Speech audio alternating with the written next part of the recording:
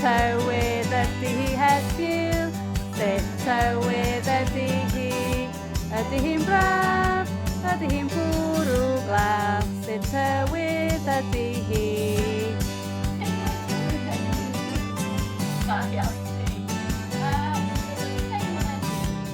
Sut wyt teimlo heddiw Dewin? Sut wyt ti'n teimlo yn y cil? Wyt ti'n hapus, wyt ti'n trist, wyt ti wedi blino lan? Sut wyt ti'n teimlo heddiw? Da iawn!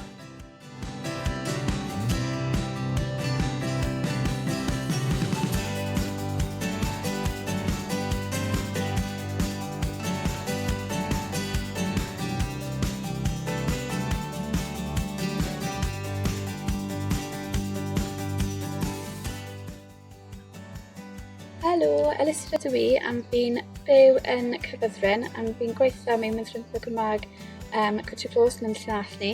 Fi wedi dechrau dysgu Cymraeg 4 blynedd nôl achos fi'n cael swydd mewn Mynthrymtheg a mae plant bach gyda fi hefyd mewn ysgol Gymraeg, so fi'n eisiau dysgu fe i helpu nhw gyda gweith cartre a siarad gyda nhw.